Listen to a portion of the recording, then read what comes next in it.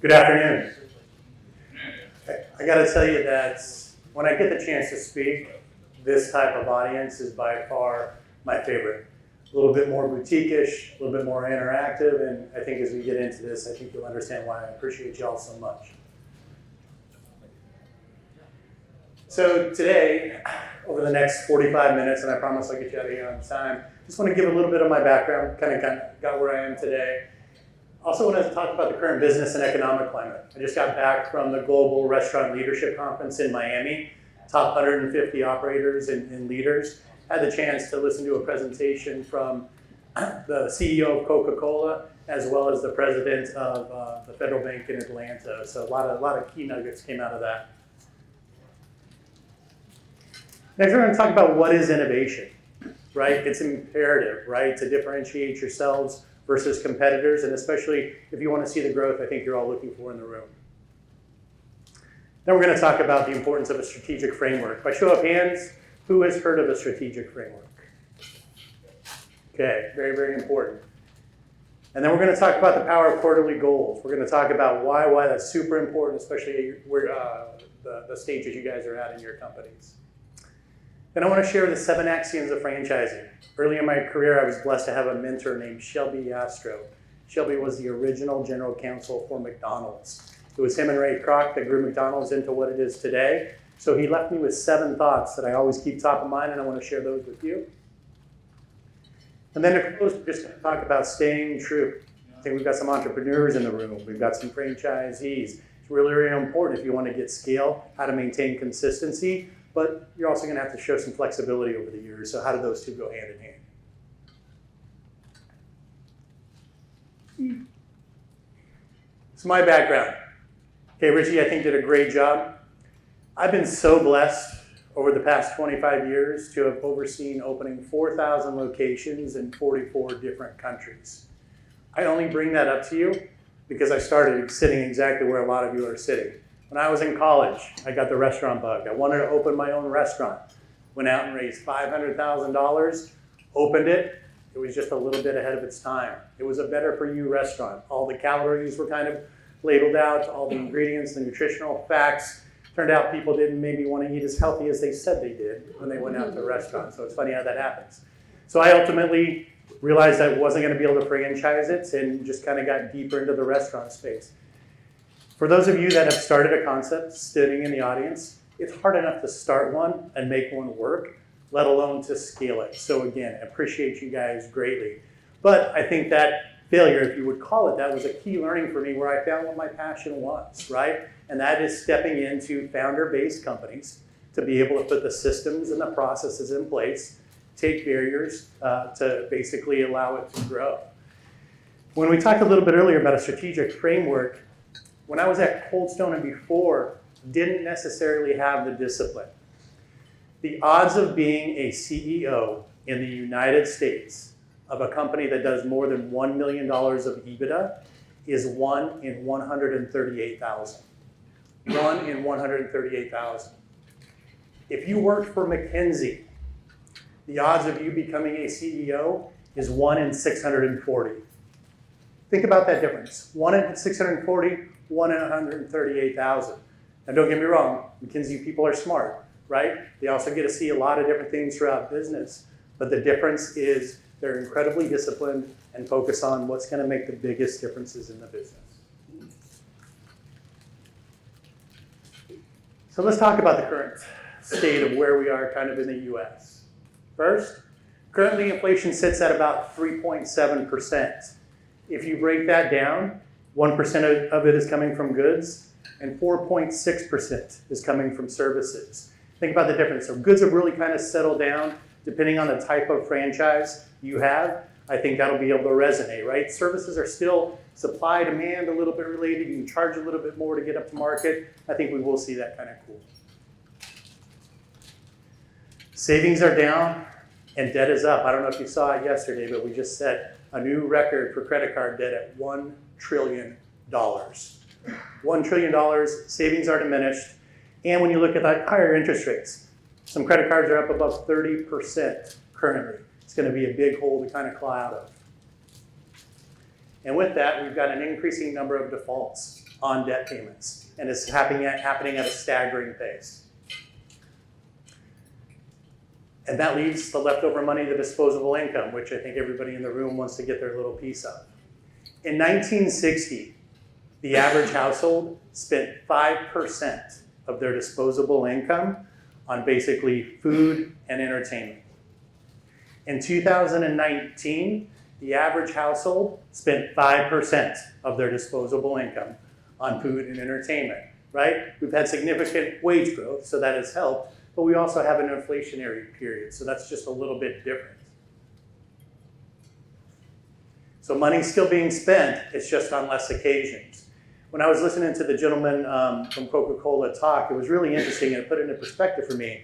He said that, listen, if you've got $400 a month to spend on food and entertainment, you've got to make a choice, right? Do you want 40 $10 experiences, or do you want 10 $40 experiences? So I think that's why you're going to continue to see trade down over this next 12 to 24 months. Grocery trends. My company, He Show Sushi, which I'm currently CEO of, we are the second largest sushi provider in the United States. We have 2,400 locations. If you eat fresh sushi in a college and university, a grocery store, a corporate campus, chances are it's one of our franchisees that are serving that to you. So I only share that because we get seatings and meetings with the top of these grocery chains, and it's a consistent theme across the board. We took too much price. We shouldn't have basically taken advantage of the situation and raised our retail prices so high because they're paying for it now. If you look at the folks on fixed income, these are the folks that are taking it the hardest. So the folks that are retired, right, that have X amount of money to spend. The other group that's really catching them off guard is the families that are on EBT, electronic benefits transfers, or SNAP, because they get a finite amount of money loaded on that card. With inflationary period up, they're not able to buy as much. The grocers are seeing a 4% headwind because of that. Can you imagine same-store sales up 4% just because of that group? So it's going to be a little while to kind of claw out. The dream of home ownership has waned. I've got kids that are 27 and 23 respectively. Them and their friends, they're not even thinking about it. They're not saving for homes any longer. What they're doing is they're using that money on experiences and travel. It's one of the reasons the travel industry has stayed so robust. Uncertainty is the one constant, and I think you guys are probably facing it every day, if not every week. You know, people don't know what to do. Companies aren't making investments. They're not growing. They're not basically doing these key hires, right? Because they just don't know what 2024 and 2025 hold. So where's the Fed's mind, right? I don't know if you heard kind of last week's call, but the chair did a really good job of, I think, kind of giving somewhat of an assurance without saying it that, hey, I think we may be done with interest rate increases. But then there was a lot of talk about, hey, we're going to see quantitative easing in second quarter of 2024. What I heard this week is it's probably not going to happen, and it goes back to the 1970s. So in the 1970s, we were in a similar situation, a little bit worse, with hyperinflation starting, right? So the Feds raised their effective rate to 13.5%, and inflation started to come down. Well, they said, hey, this is great, our job's here's done, and they started cutting rates. Well, what happened is it escalated out of control again, and it took them 15 years to get it under control. And the only way they were able to get it under control was they raised the effective rate to 20%. Those were the days of mortgages just, I don't even think we could fathom. So I think the folks in the room, we should just expect a little bit of patience, maybe towards the end of the year, even early 2025, before those interest rates start coming down. And because of this, 2024 and 2025 will be the years of business management. Everybody in this room, you're going to see compressed margins and headwind market conditions. So the best operators are going to win, which is kind of, we're going to jump into some of the stuff we are today. So let's talk about innovation. First, what is it? Coming from my lens, primarily through my career, it's been mostly about product innovation. Cake batter ice cream, back when I was with Cold Stone. That came from a franchisee, by the way. In sushi business, we decided to create items called gateway sushi. Take items that people knew and trusted that hadn't eaten sushi before, turn it into sushi, and get trial and then repeat intent. So we partnered with Jack Daniels on a barbecue banh mi roll, which was fantastic. deconstructed bowls, which is up here. Hey, let's take a sushi roll for the folks who don't like the nori and that seaweed taste. Let's turn it into a bowl because bowls are hot. And then obviously Bobby's Burgers, our crunch burger. Bobby's funny because he goes, I wasn't the first one to decide to put potato chips on a hamburger, but I was the first one to trademark it. So that's how we were able to get that. So when we talk about innovation, there's basically 4 principles. First is incremental. It's also known as the continuous improvement. For those of you familiar with the Japanese term kaizen, change for the better. That's basically 90%, if not more, of the innovation that happens within all industry. Oops, sorry. Adjacent. Adjacent is where you utilize existing capabilities to appeal to a new audience. In technology, most of the time that happens through acquisition. So you have these big technology companies, and they look for some of these starter-ups that have done all the heavy lifting to get it off the ground. They go ahead and acquire it and expose it to their ecosystem of users. Then there's disruptive. Usually a smaller company targeting underserved people that a larger company is serving. A good example of this is Netflix. Right, back in the day, 20 years ago, Blockbuster ruled, right? They had basically the market share on all of it. This little company called Netflix came in, started taking share, much more innovative, and we know where Blockbuster is today. And then radical. Radical happens very, very seldom, but it is the biggest step change. And it's the creation of a product or a service that no one expected. Think of televisions back in the radio day. Think of smartphones when we had the flip phone, right? Those are the big radical ones, but obviously the ones that make the most impact on our life on a longer term. The importance of a strategic framework takes this innovation to make sure that you are focusing on the things that are going to make the biggest difference in your business. I'm going to share the strategic framework from Hisho and how we go all the way down to quarterly goals for execution. I have been blessed that each one of our stops along the way, we've made tremendous strides. So if you look at Krispy Kreme, when the new management team came into Krispy Kreme, the stock was $1, okay? We put all of this stuff in motion and we sold it to JAB back in 2016 for $23 a share. When I stepped into Hisho, we were doing $8 million of EBITDA. A private equity group out of Tampa came in and bought it $30 million in cash and a little bit of debt. We just sold that company back in we just sold that company back in 2022 for $500 million. Today it's worth $650 million. I'm not sharing this with you because, oh my gosh, Dan, you did such a great job. I'm showing you this because all that is it's the blocking and the tackling every day, every week, every quarter, every month, every year. Because when you look back at the end of that year and you accomplish what's on that framework, that's when magical things happen. So when we look at a framework, it comprised of basically 3 things. Okay, first is, what is the soul of your company? Only you can answer that, only you in leadership. You've got to determine what the soul is. For Hisho, our soul is a great day for sushi, okay? Because our primary focus is to get more sushi in the mouths of more sushi lovers more often. If we can do that, we win. We're at a little bit of an advantage because right now there's only 18% of the US population that eats sushi, so we've got a lot more white space to go. Second is the aspiration. And again, that's what you guys have to determine and everybody get behind and just do the heavy lift on. The aspiration that we came up with was to enrich lives and inspire all to be great and do good. There's components of that, right? 1, to enrich lives.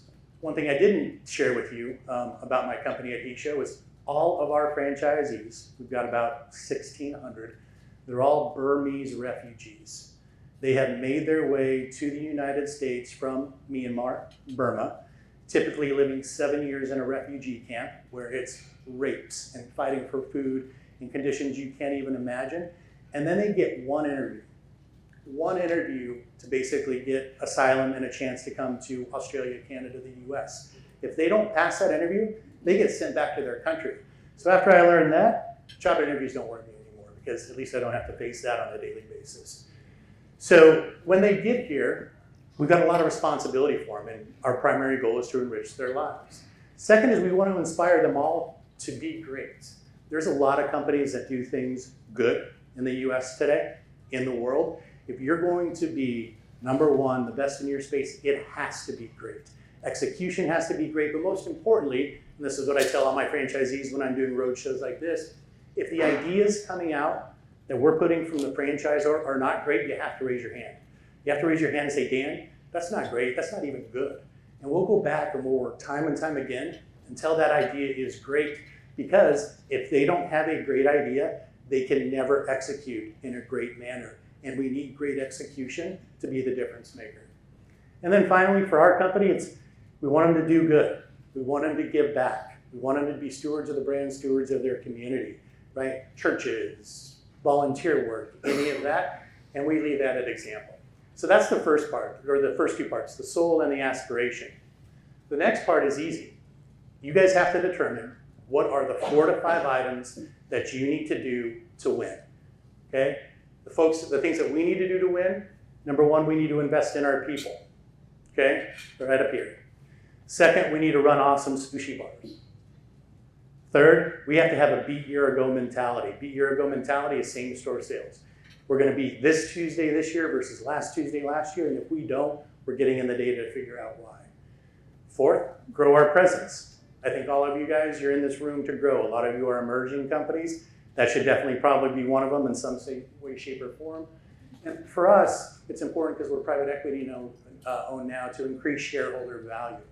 So when you go through as owners, operators with your teams, and you sit down and you have an offsite whiteboard session and you decide what the soul is, the aspiration, and then what those key things are to win, then the next step is just what are 3 to 4 themes under each one of those pillars that are important to you.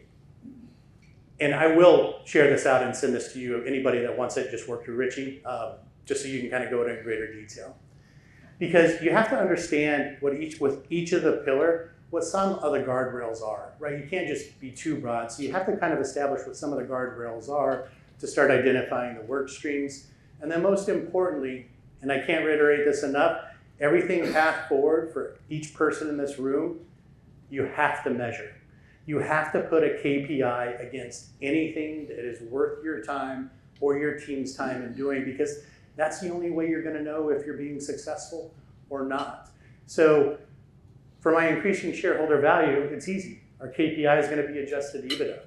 For growing our presence, my KPI is gonna be net point of distribution count, so on and so forth, same store sales, operational scores, satisfaction surveys. That's basically the framework in a nutshell, okay? Because why this framework's important is once you have the 4, 5, sometimes 3, depending on the size of your company, this is when you get into the initiatives. Okay, I'm not gonna spend and go in great detail here today on it, but it's super important because, let's go, invest in our people is the first one. Okay, so invest in our people. Love our tribe. Okay, that was one of the first consistent themes.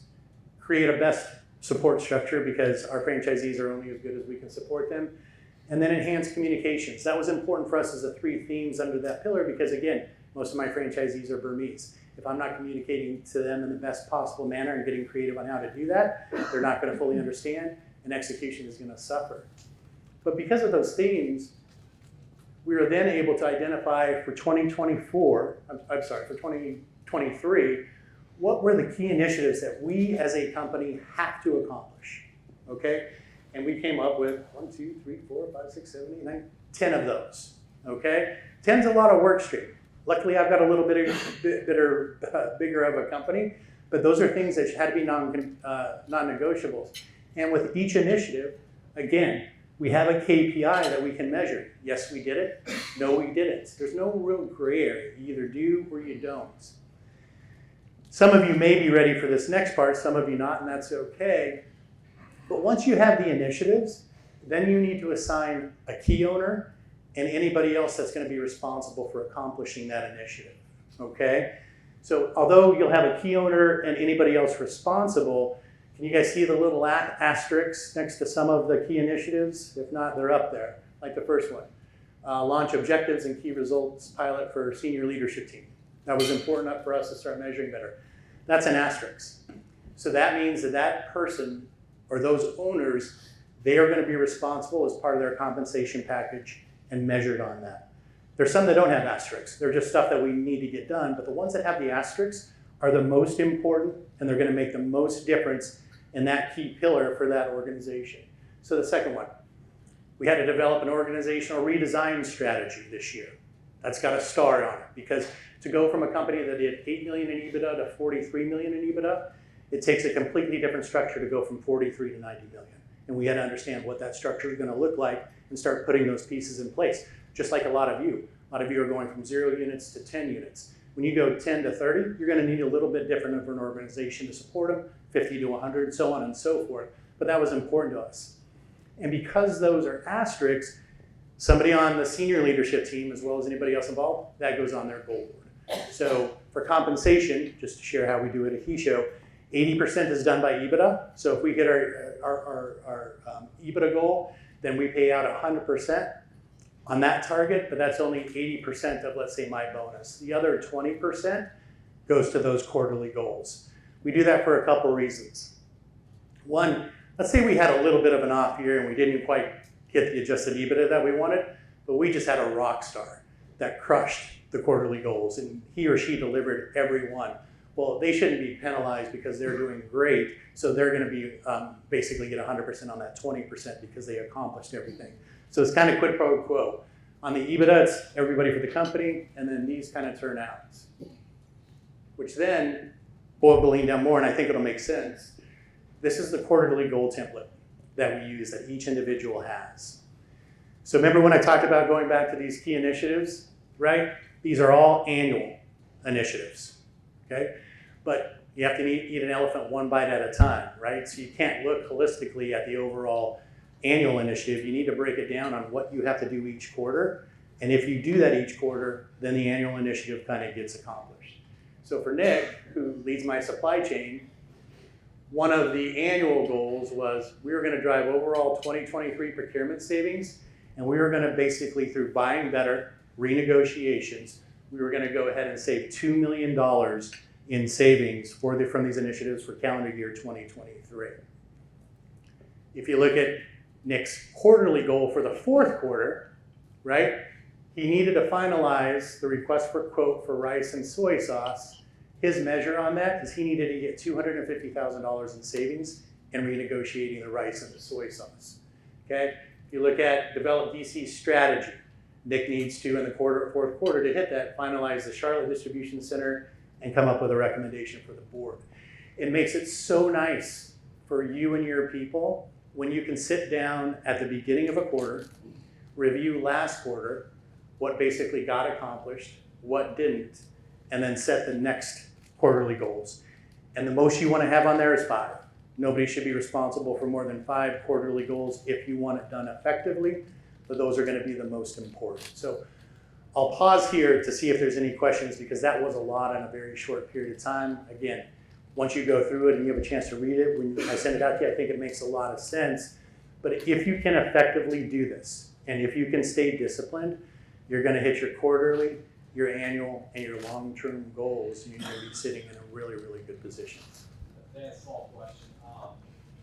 The initiatives earlier that you showed, was that just the initiatives for one of the top 4 or 5 items? So each item has their own subset of initiatives, or the initiatives that were shown earlier? Okay, so invest in our people. Yep. Those are all invest in our people initiatives. They were. And then the next bucket will have its own set of initiatives. Yep, exactly. So that invest in our people, I would have a similar page for run awesome sushi bars, etc. So at the surface, it can get a little bit overwhelming. But the one thing that this also helps you do is to make sure things don't make it on the list that don't belong on the list. And that's a challenge that we do our team all along, because everybody, like, especially the people that you want on your teams, the go-getters, the folks that want to make a difference, they're always coming up with new ideas. To have the discipline to say, okay, let's talk to your idea, but first tell me what pillar that fits into and how that's going to make a difference in what we've already agreed is the most important. A lot of times those things are like, just don't work, because you only have a finite amount of time in a day to focus on things. It needs to be the most important. Thus, I went back to my explanation earlier of kind of the most McKinsey folks, right? They are just laser focused and they get the results done. Hey, Dan, great talk. So 2-part question. One is your system inspired by scaling up or EOS or some other kind of established system? And then the second is, what kind of technology are you using to land all of these quarterly goals and annual goals to keep in touch with your team? Yeah, so I think it depends on the size. So the evolution, let's take a step back. So Krispy Kreme, right, public company at that time, definitely a lot more technology, infrastructure, et cetera. So a lot of those systems were in place. He-Show, going from a founder-based company, like a lot of you are, or a smaller company, the step change has to happen on when you think it's the right time or investment. To be honest, we're still old school at He-Show with this. We're just now getting into our HR platform and the system that will go ahead and track it. So I think it's where you're at. Given what I understand that most of the folks in the room, I would definitely just kind of start off old school, because I don't think you're going to make those investments. Money can be better well spent, over the next couple of years until you get to some kind of sort of size. And I feel like I missed the other part of that. Nope. Okay. This is terrific, thank you. Will you talk a little bit more about the process? So when you start actually creating these plans, and then how you boil them down into such beautiful and achievable, like, let's go do this kind of steps? Yeah, no, it's a really, really good question. I appreciate that. So our executive team, okay, we'll go ahead and there's 5 of us. So we'll go ahead and we'll schedule 2 days, some kind of an offsite, hotel room, conference room, and just really get in. And I'm not saying you guys need to do this, but it helps me, is we go through a SWOT analysis from the previous year. I'm going to be like, what are we doing really, really good? What are our opportunities, right? Are there threats we're not kind of seeing? And we kind of pencil those out.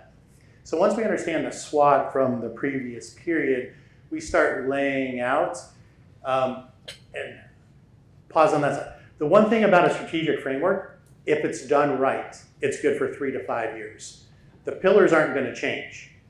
The work streams underneath the pillars are what's going to change each year, right? So once we understand the SWOT analysis, we basically put up the pillars and we start laying out the initiatives based on the pillar, and we'll put some on, take some off, and by the end of the 2 days, we think we're in a pretty good spot.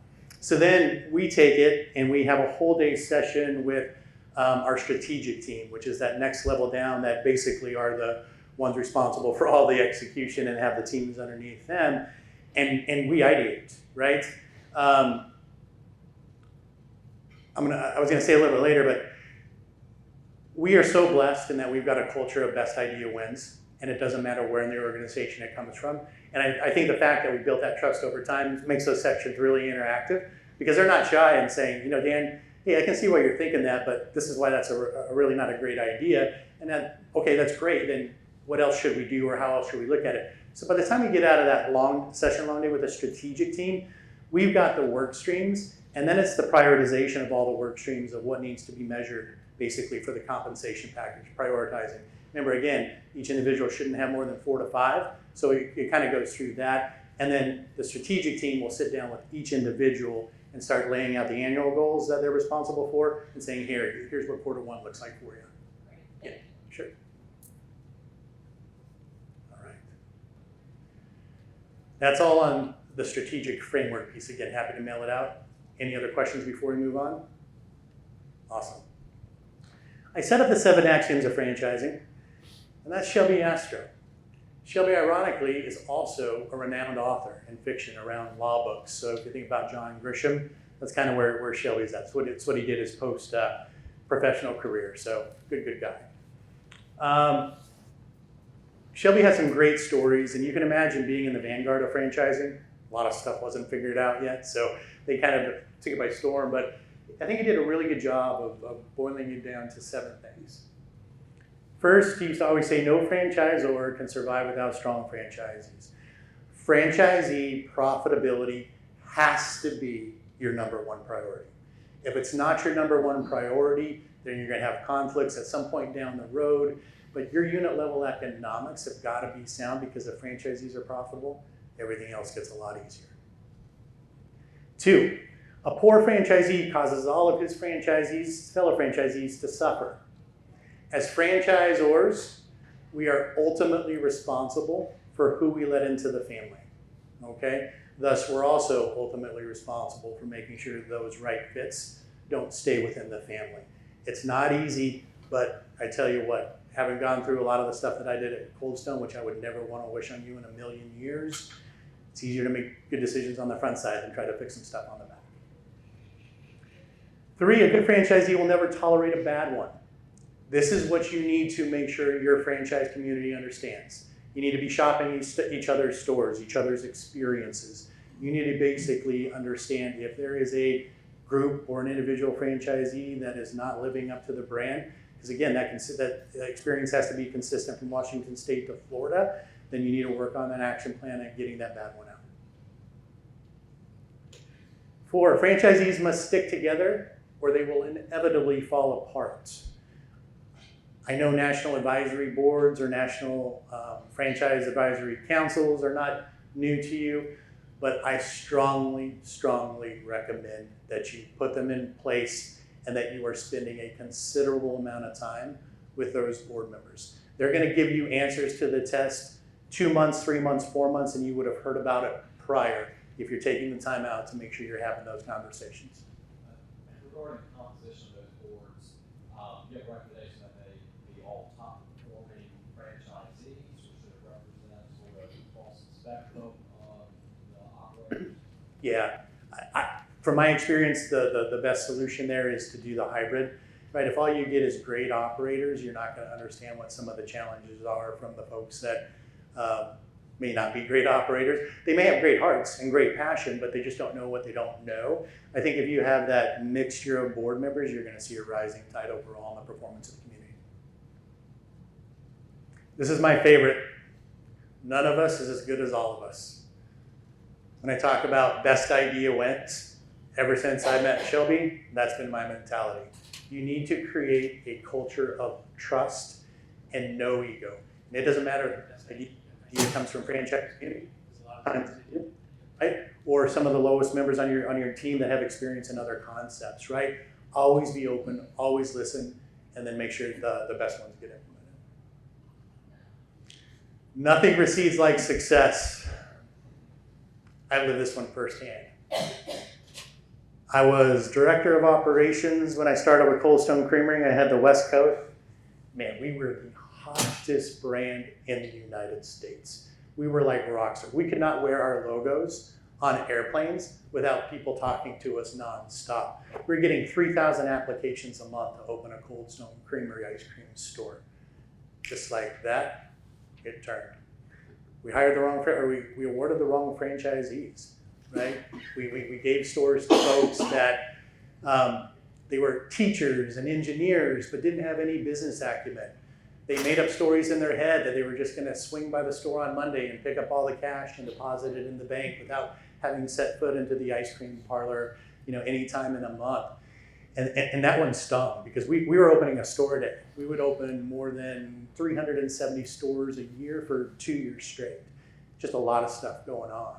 And then we realized that we were so high on award money, right? Franchise fees, territory fees, that our corporate infrastructure couldn't survive on just the royalty stream. And eventually, those fees were going to go away and we'd have to rely on our royalties. So we did layoffs on December 22nd of about 60 people. You talk about a really, really bad day. So nothing precedes like success. Stay humble, right?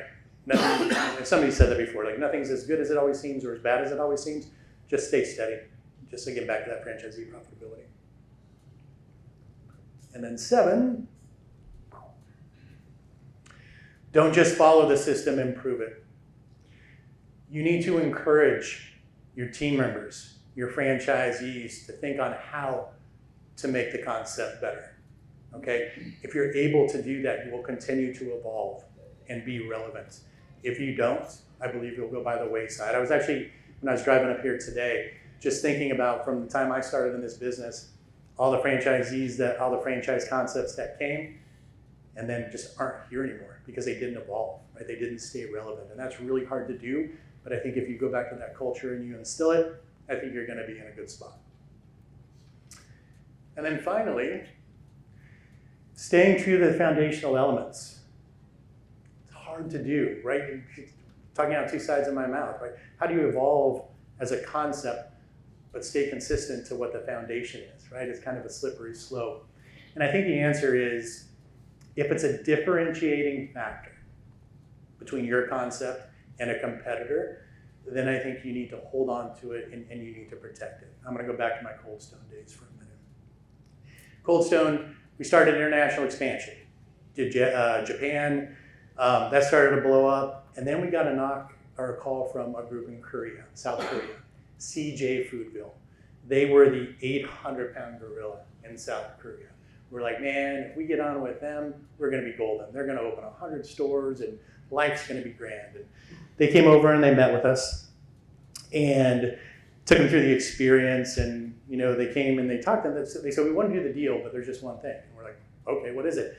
They're like, we don't sing, right? We don't do theatrics with ice cream. We can't do it. It's not embedded in the culture. The crew members aren't going to want to do it. The customers are going to be afraid, right? They're not going to come into the store and we're going to basically lose our money. So they said, hey, we're going to stay for another couple of days. Why don't you guys think about it? And we're like, all right. So we met as a leadership team the next day and we're like, what do we do, right? Potentially 100 stores, international exposure. Maybe it's not that important that they sing. Maybe it's not that important that they do kind of theatrics or flair. And at the end of the day, we're like, listen, that's one of the things that differentiates us. And if they can't do it, we're not going to be able to kind of do the deal. So they came back, and where we landed, we're like, listen, we understand that we don't know everything that you know about South Korea. But why don't we do this? Why don't we train it? And why don't you commit to doing it for 6 months? At the end of the day, if 6 months it doesn't work, then we'll let you do it your way, or better yet, we'll even let you out of the agreement. If you don't think that the concept's gonna play, we'll just let you walk away with no damage other than opening that first store. So it was about 4 months that went by, and we get this, back in the day, it was a CD from South Korea, and it was a note, personal note from basically the chairman, Mr. Che, and he's like, just wanted to drop you this note and say thank you for your leadership. And he sent it to the team. So we put it in and we're like, what the heck? And this is what he sent us, if you can go ahead and tee this up.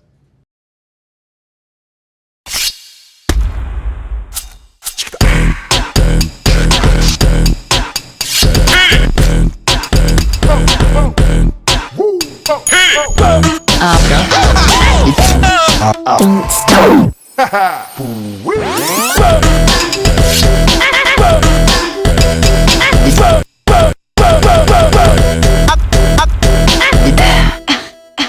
셰프가 비벼주는 아이스크림 Cold Stone Creamery. What the heck? And it turns out that their crew members wanted a voice. They wanted to be different because their culture, that's all that they knew before. The customers were tired of stale offerings and the same old thing time and time again. And Cold Stone became that sexy, cool place to go in South Korea. So I leave you with that, and that only you can understand what those differentiating facts are with your brands as you continue to grow, but hold on to them with both hands. That's all I got, guys. Thank you.